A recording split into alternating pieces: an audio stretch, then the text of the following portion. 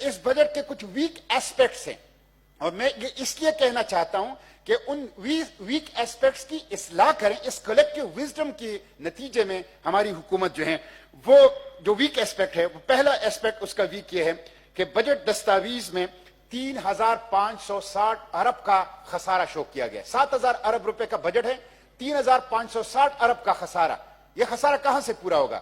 یہ بیرون ملک سے قرض لیا جائے گا، یہ خسارہ عوام کے اوپر ٹیکس لگایا جائے گا، یہ خسارہ قیمتوں کے اضافہ کیا جائے گا چیزوں کی، اور یہ خسارہ نئے نوٹ چھاپ کے پورا کیا جائے گا، جس سے ہمگیر وہ مہنگائی کا طوفان جو ہے آئے گا. تو سب سے ویک ایسپیکٹ جو اس بجٹ کا ہے وہ 3,560 ارب روپے کا خسارہ ہے. دوسرا جو ہے وہ ایف بی آر کے لیے 5,550 ارب روپے کا ہمالین ٹارگٹ رکھا گیا ہے.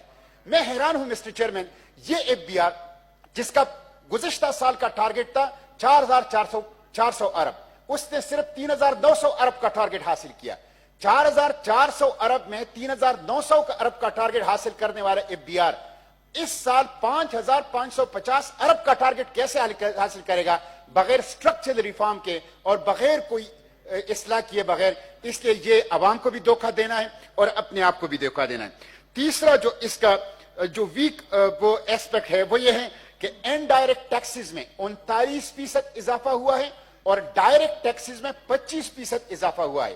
مسٹر چیئرمین، انڈائریکٹ ٹیکسز جو ہے یہ بہت ہارمفل ہیں اور اس کا بوجھ براہ راست عوام پر بالخصوص غریب عوام کے اوپر پڑتا ہے.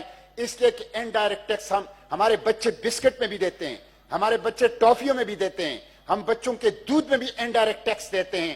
انڈائریکٹ ٹیکس سے غربت بڑھتی ہے اور انڈائریکٹ ٹیکس ہارمفل ہیں لیکن ایزی ٹو کلیکٹ ہے. اس لیے حکمران آسانی کی طرف جاتے ہیں اور ڈائریکٹ ٹیکس کے بجائے انڈائریکٹ ٹیکسوں کا جو نیٹ ہے اس کے اندر اضافہ کیا گیا ہے. تو 39% اضافہ انڈائریکٹ ٹیکسز میں کیا گیا ہے اور صرف 25% اضافہ جو ہے وہ ڈائریکٹ ٹیکسز کے اندر کیا گیا ہے. عملاً یہ ایک ٹیکسوں والا بجٹ ہے اور غریب اور عوام دشمن بجٹ ہے. جو اس کا پانچواں جو چھٹا ویک ایسپیکٹ ہے وہ یہ ہے کہ ایجوکیشن کے اوپر -28%، ہیلتھ -21% کمی ہوئی ہے. ایجوکیشن کا بجٹ 28% کم کر دیا گزشتہ بجٹ کی نسبت، ہیلتھ کا بجٹ 21% کم کر دیا گزشتہ بجٹ کی نسبت، دفاع کا بجٹ کم کر دیا ہے.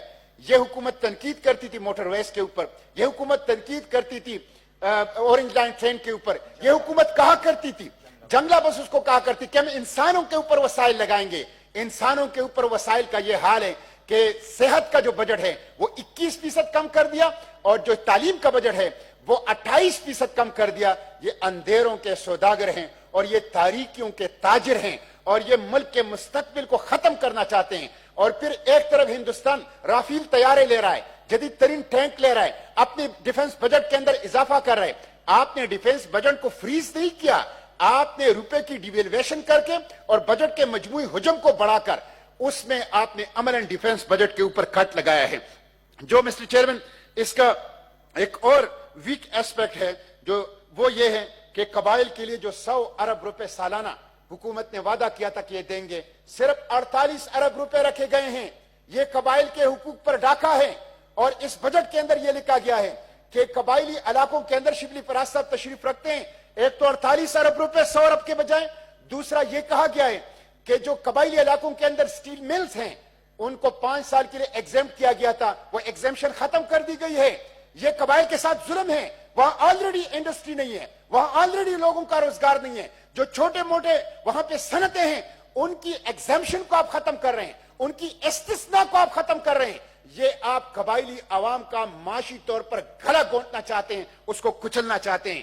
مسٹر چیئرمین، کے پی کے ساتھ ایک اور ظلم یہ کیا گیا کہ جو شندور، گلگت، چترال، دیر جو سی پیک کا جو الٹرنیٹ تھا وہ الٹرنیٹ سی پیک ختم کر دیا گیا ہے.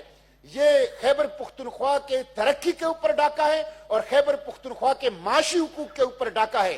جو سی پیک کا الٹرنیٹ روٹ تھا جسے منظور کر دیا گیا تھا، جو حکومت کا وعدہ تھا، جو ایک اسٹیبلش چیز تھی، گلگت، شندور، چترال اور دیر کے راستے، اس کو ختم کر دیا گیا.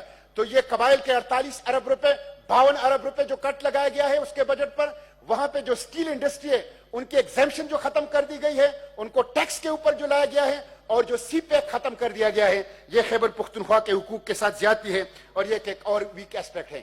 مسٹر چیئرمین, 7واں ویک ایسپیکٹ اس بجٹ کا یہ ہے کہ اس میں گھی اور چینی کے اوپر بھی ٹیکس لگایا گیا, اینٹ, سریا اور سیمنٹ کے اوپر بھی. ایک طرف سے پیٹرول, ڈیزل, گیس اور بجلی کی قیمتیں تو ایسے بڑھ رہی ہے, جب آپ نے گھی اور چینی کی قیمتیں بھی بڑھائی, اس کا مطلب ہے آپ نوالا چیننا چاہتے ہیں. جب آپ نے اینٹ اور سریا اور سیمنٹ کی قیمتیں بڑھائیں, اس کا مطلب آپ چھت چیننا چاہتے ہیں.